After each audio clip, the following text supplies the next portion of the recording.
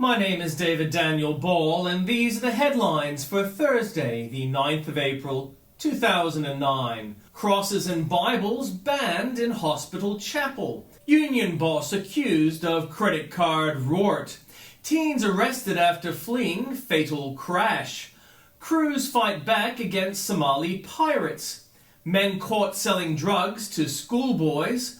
I am the Antichrist. Mother shot son to save him. And in comments, $47 billion to be flushed down a broadband pipe dream, says Piers Ackerman. 2 years ago, federal Labor pledged to deliver a new world-class national broadband network costing $4.7 billion over 5 years. Check out the link to see what happened. Degrading, menacing, distressing chickens from Tim Blair. The Age's Samantha Lane reports a video depicting degrading sex acts filmed in the rooms of the North Melbourne Football Club and posted online by one of the side's young footballers is being investigated by the club. Do read on. The alleged degrading sex acts don't actually involve any people, or any sex for that matter, or any living creatures. Here are the video's stars. This is before, as Lane writes, the storyline becomes increasingly menacing. The real chicken seemingly plays the role of a woman. The storyline becomes increasingly menacing as the two characters go to the pub. He has beer, she has white wine, and end up having sex in the toilet. She, having sex? It's a toy and a frozen chicken. See for yourself. If you can make it past the Age's desperate warnings, warning, this video contains material that some viewers may find distressing. Warning, some images may offend. A more complete version may be found here at the link. The video was viewed fewer than 200 times over a month before it was yanked from YouTube by North Melbourne officials following Age questions. Bizarrely, Lane's item concludes the North Melbourne video incident has come to light just days after Adelaide Crows champion Nathan Bok was charged by police for allegedly assaulting his girlfriend. Not sure I'm singing any common topic here.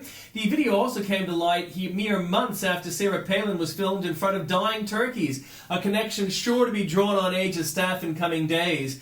The paper is an absolute chicken frenzy. According to one Age headline, the video reveals the disturbing presence of football's dark side, and there's a poll. Is a fine adequate punishment for North Melbourne players responsible for the chicken video? Those fines aren't exactly chicken feed. Suspensions are unlikely, but Simpson and Pratt, and maybe more players, face fines up to $5,000. That last link is from Melbourne's Herald Sun, which is similarly chicken-crazed. And an update further from Samantha Lane. North Melbourne will today fine a handful of players who admitted to making and circulating a violent video that degraded women. And an update too, it's the Age's front page story. Church de-Jesus. Preemptive timidity. In Sydney, worshippers at one of the state's largest hospital chapels have been ordered to get rid of crucifixes and Bibles and pull down religious pictures and symbols for fear of offending other religions. Green unseen. Vanity Fair drops its shiny, expensive advertiser-packed, Manhattan-sourced tree processing internationally delivered green issue. It won't be a difficult change. Just have a celebrity pose on something else. Fume Squad. Queensland's tobacco cops extinguish ex-sailors. Gaffes highlighted. Silvio Berlusconi lashes out. An exasperated and angry Mr. Berlusconi said he was fed up with the way the media treated him and threatened a news blackout.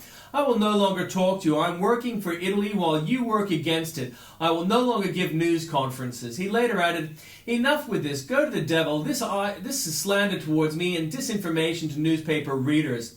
Berlusconi isn't following George W. Bush's successful media tactic, never explain, never complain. The Italian Prime Minister continues, I don't want to say that I'm calling for direct and tough action towards certain newspapers and members of the press, but frankly I'm tempted.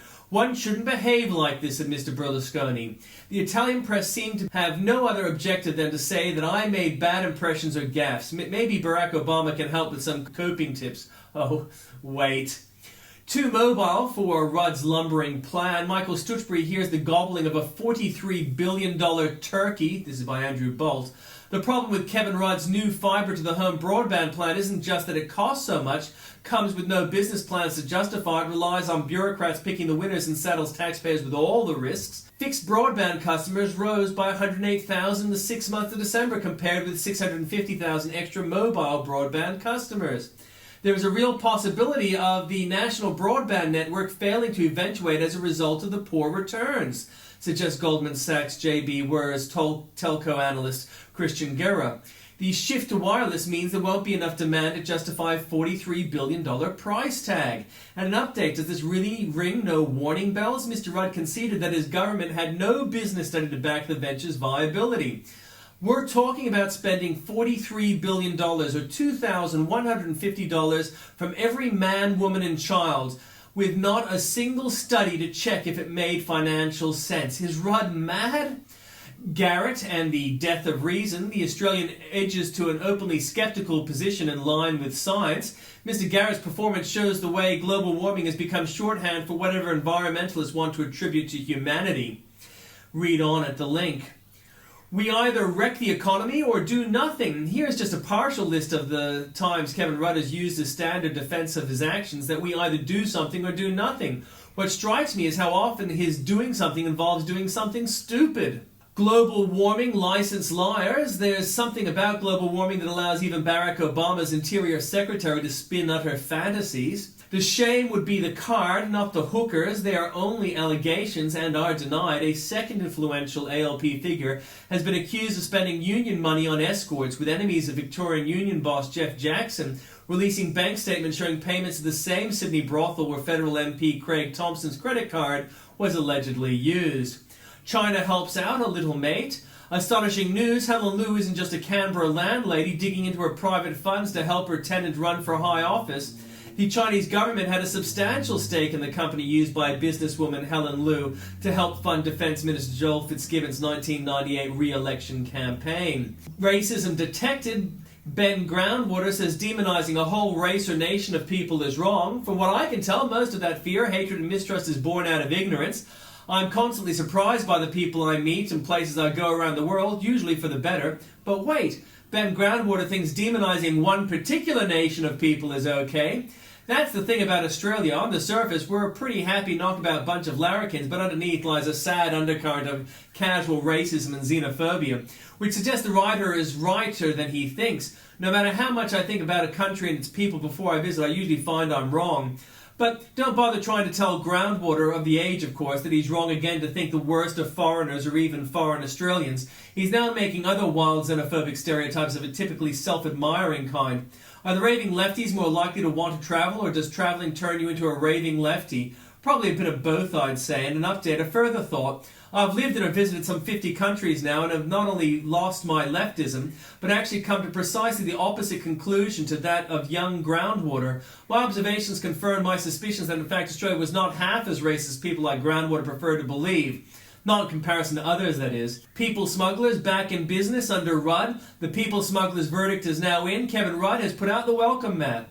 Pull over some bikies instead. Harassing the lawful is so much easier than arresting the unlawful. South Australian police have been pulling over motorists just to tell them they're doing a good job, Road Safety Minister Tom Koutsonis has revealed.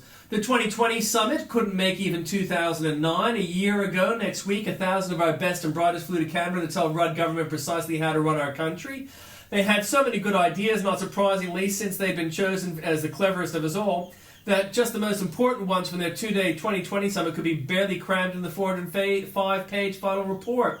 And so excited was Prime Minister Kevin Rudd to have those ideas, or so he said, that he promised they would help us shape a long-term strategy for the nation's future. Indeed, so vital were they to our future that Rudd vowed to respond to each of them by the end of last year. Oh, how hotly Summiteers applauded this leader who so flattered them and had gathered them in a Parliament House actually built for elected, not the selected suckers. Save the planet, fry a pensioner. The green jihad against air conditioners must stop. Too many elderly Australians have died already. How wrong can the CSIRO be? The CSIRO's peak oil prediction last July. More there for you at the link. Does the White House spin on Obama's trip hold up? By Bill O'Reilly, and in fact it doesn't. And another tall tale from VP Joe Biden, from Brett Baer. Vice President Joe Biden may have engaged in some revisionist history Tuesday when he said during an interview on CNN, "I remember President Bush saying to me one time in the Oval Office, 'Well, Joe,' he said, 'I'm a leader.' And I said, 'Mr. President, turn around and look behind you. No one is following.'" Biden has repeated similar stories in the past, but a number of former Bush aides dispute his assertions. A spokesman for the vice president says he stands by his remarks.